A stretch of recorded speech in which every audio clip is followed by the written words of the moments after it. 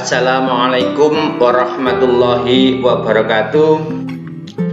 Anak-anakku sekalian, kelas 8 MTSN 3 Mojokerto yang saya banggakan, alhamdulillah kita bisa bersua kembali di semester 2 walaupun kita masih dalam musim pandemi COVID-19.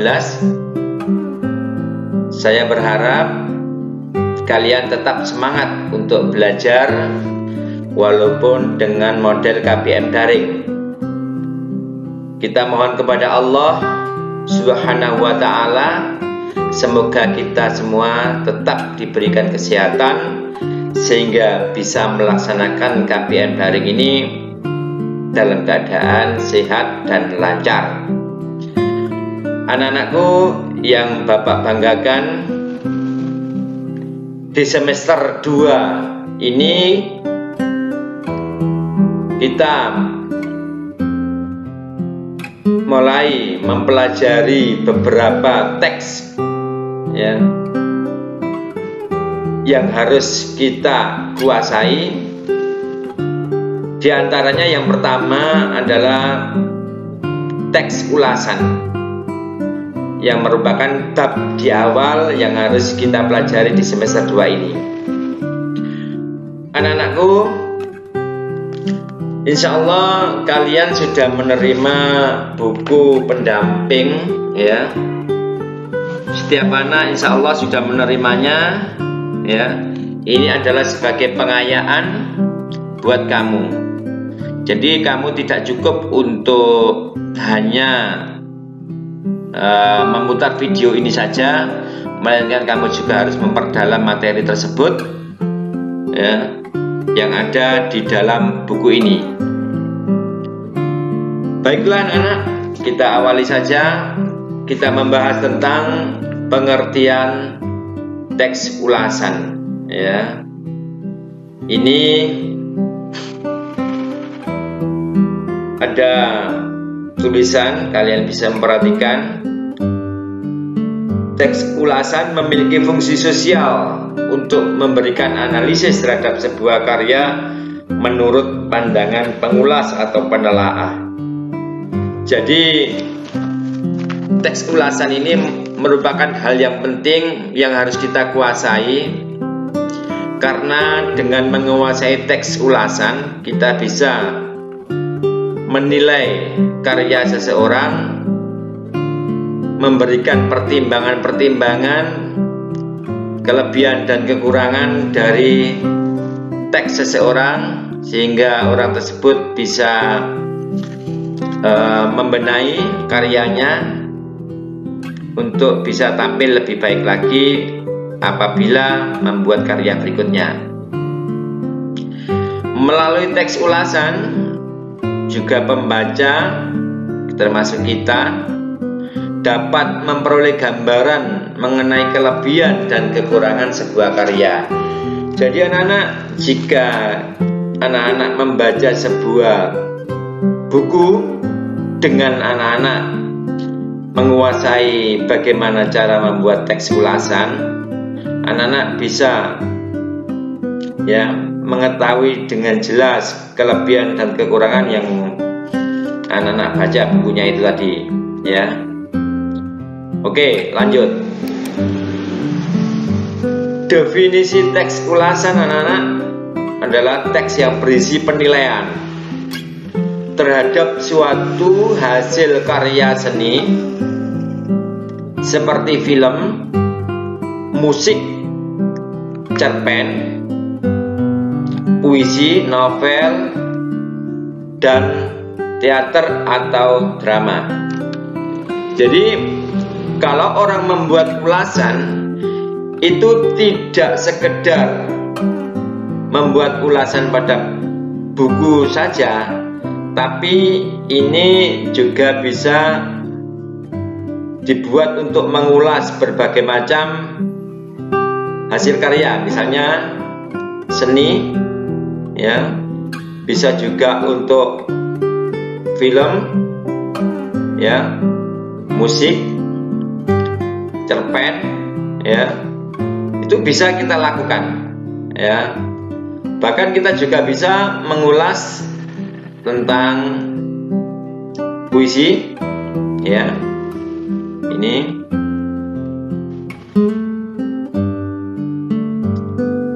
novel mungkin, atau teater maupun drama.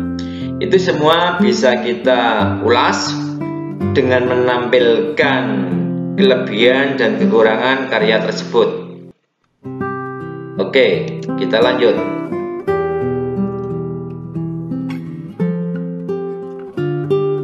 Anak-anak, bagian utama yang terdapat dalam teks ulasan adalah keunggulan dan kelemahan produk karya seni yang diulas. Ini saya beri kotak, ya, yang sedang kita bicarakan ini. Jadi bagian utama yang terdapat dalam teks ulasan adalah keunggulan dan kelemahan.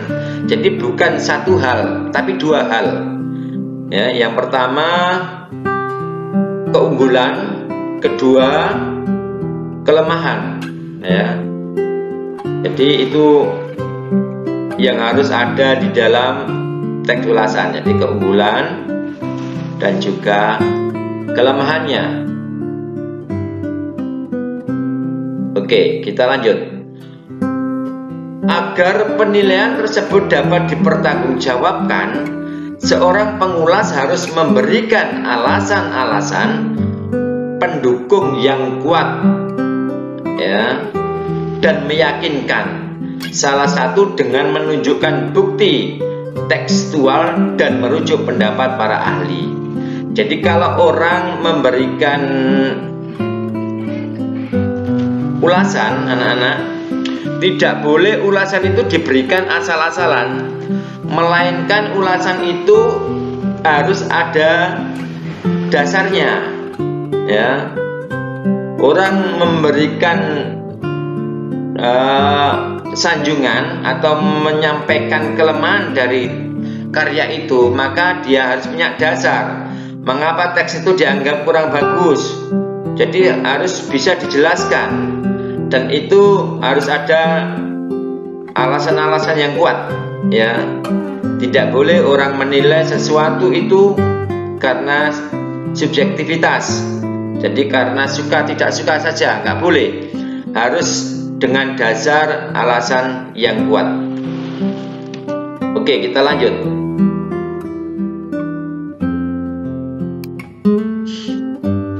Maaf, ini agak nge-lag.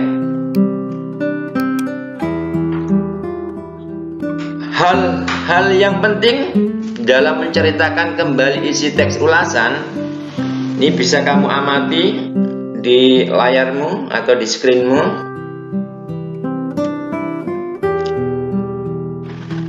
Yang pertama, ya, maaf. Yang pertama, kamu harus membaca teks ulasan tersebut berulang-ulang. Ya, harus membaca teks ulasan tersebut berulang-ulang. Itu yang harus kamu lakukan. Ya. Karena dengan membaca berulang-ulang, anak, ya, dengan membaca berulang-ulang, kamu akan lebih memahami. Jadi tidak bisa hanya dibaca sekali. Begitupun kamu kalau ingin menguasai materi pembelajaran, kamu harus membacanya berulang-ulang.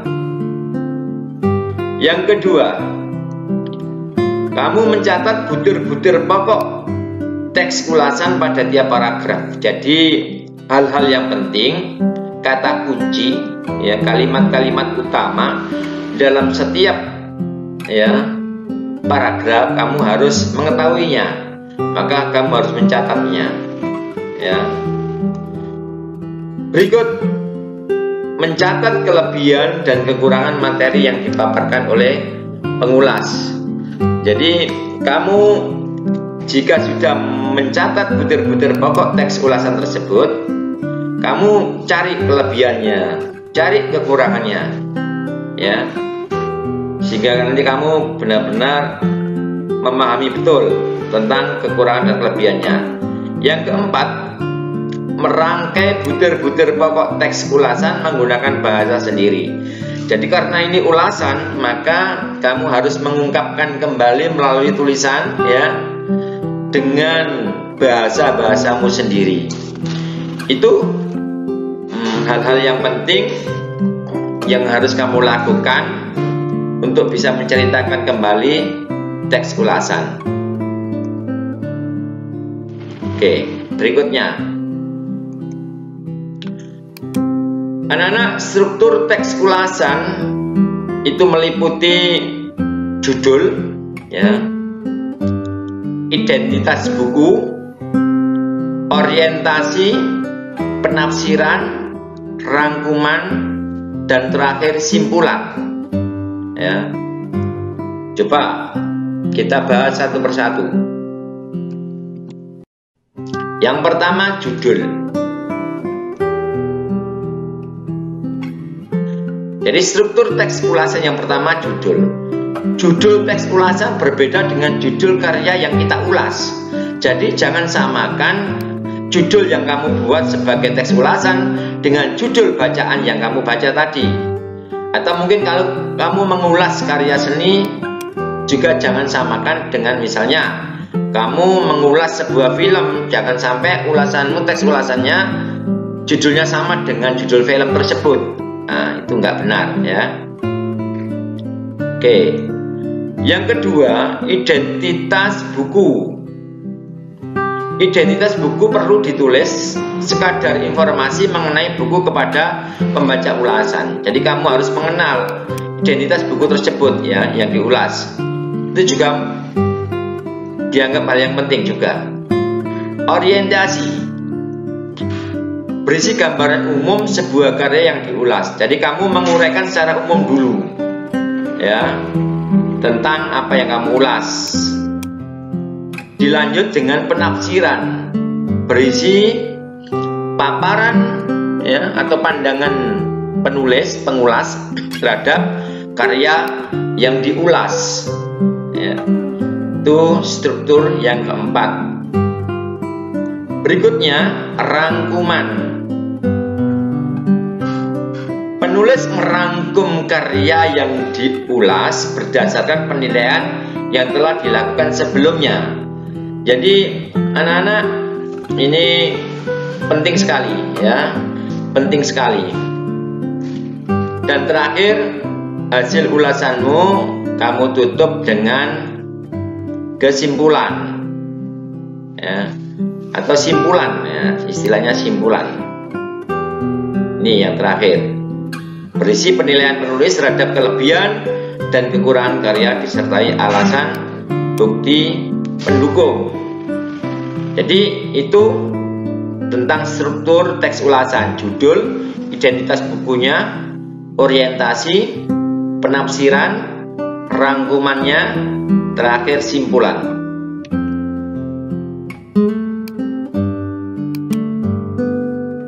Oke, berikutnya, langkah untuk menyusun teks ulasan, ya. Ini tentukan jenis karya sastra yang akan diulas. Kamu harus punya objeknya apa. Kamu ingin mengulas apa? Tentukan dulu.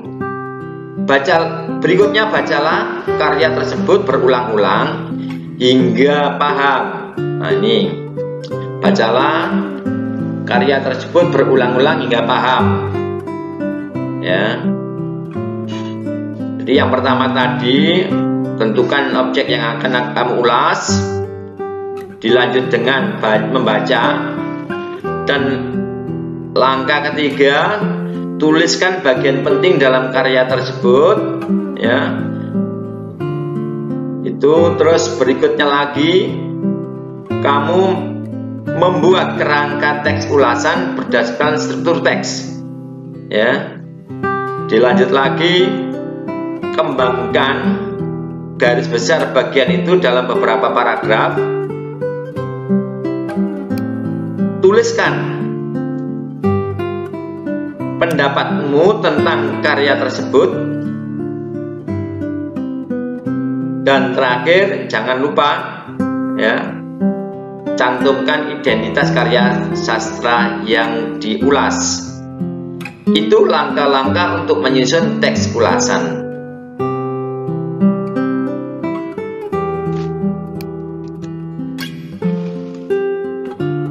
Anak, demikian tadi pembahasan tentang teks ulasan ya. Semoga bermanfaat ya. Jangan lupa sekali lagi kamu harus mengembangkan sendiri dengan membaca banyak buku sehingga pengetahuanmu lebih luas ya. Mudah-mudahan apa yang Bapak sampaikan ini benar-benar bermanfaat.